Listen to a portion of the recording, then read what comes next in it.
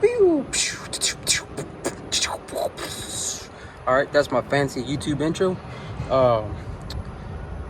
This video is gonna be on installing, or I should say removing and installing a fuel pump on ISL Cummins.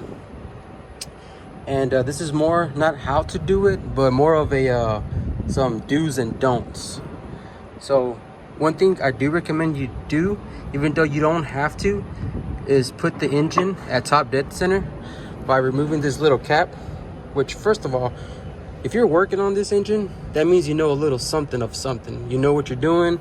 You're doing this before. You're just kind of like watching this, so that way you can see if there's any tips, or if you're like me, you like to get a visual on something before you do it, so that way you know what you're running into. But yeah, put it on top dead center.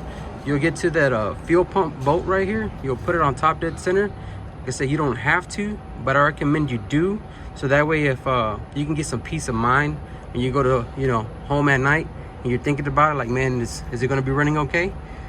It will be, because this gear won't move. It's in there. It's moving like this, but it ain't going to move at a timing. It ain't going to skip a tooth. But like I said, just put it on top dead center, so that way you know it's where it's supposed to be at. But to take the fuel pump, the high pressure one, you will need to take off the smaller one, which will be like the transfer pump or the low pressure pump, to be able to get to these two nuts on these two studs. Unless you got like 8-year-old hands, then maybe you can fit them through here and some weird extension. Maybe you can get it out. I don't know. I can't, and I'm not even gonna try it because I think it's impossible. But like I said, maybe you've done it.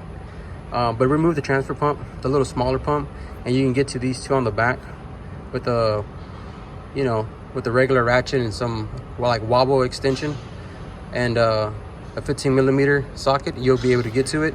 And these two, you just need like a 15mm like long wrench. You'll see why, because the casing doesn't allow you to put a socket on it. There goes a little small pump, transfer pump, and the bigger pump. Take that off to be able to get to those two bottom stud nuts down there at the bottom. I'm about to show you the instructions on how to install it and remove it, so that way you can see the Cummins procedure on how to do it on the bulletin service. So I'll thumb through the pages real quick, and you can just hit pause, so that way it'll show you the how-tos and how to get it on and off. So here, let me show you that real quick. All right, like I said, you can just hit pause, and you can see these notes on how to remove it and reinstall it. Just zoom in and hit pause as you please.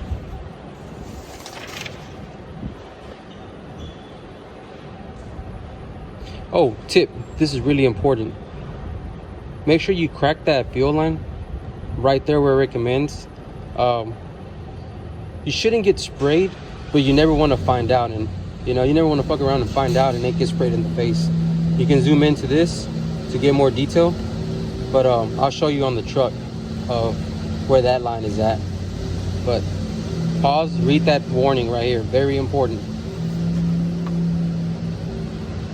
Torque specs, put it on top dead center. You won't need this gear puller if you're not removing the cover.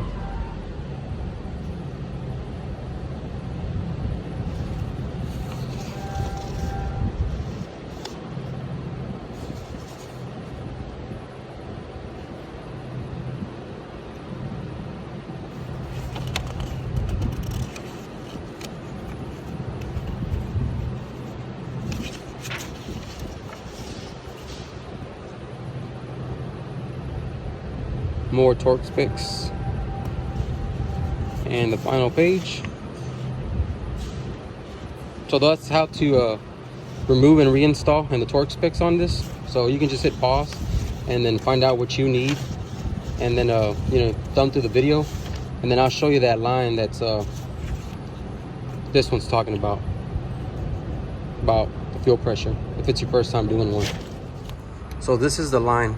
You don't crack it at the smaller fuel pump, the transfer pump. You'll crack it right here on the fuel rail. That's what it's talking about. Make sure you crack it there so you don't hurt yourself. Because otherwise you gotta explain to your wife why you got a fucked up face or a fucked up finger. And you can't have fun no more. But one thing I do recommend when you're trying to remove the pump from the actual, you know, housing, the case, this front cover, back part, is stick the biggest pry bar you have. And don't necessarily pry on it, but just kind of put a little bit of tension on it and it'll pop it right off. It'll come off this little dowel pin slot right here. And I used this big ass Dominator pry bar that's probably like 4 feet tall. I'm lying, probably like 3 feet. Maybe it is almost 4 feet, but that's what I used. So I have a lot more space in this vehicle because it's a fire truck, so you tilt the cab. And luckily, one of my buddies here at work let me borrow his stubby impact, and I was able just to get the 33mm socket on here and then just put it at top dead center and pop it right off. So it made it easy. You know, 30-minute YouTube job. You know what I'm talking about? So hopefully it helps somebody. Like I said, just pause through the instructions. That'll help you on how to get it on and off. The only thing I recommend is putting it on top dead center and then taking it off with an impact and remove the smaller fuel pump to get to the bolts. And you should be done in like 30-minute YouTube minutes. So hopefully you find it helpful. Pew pew, choo choo, choo choo.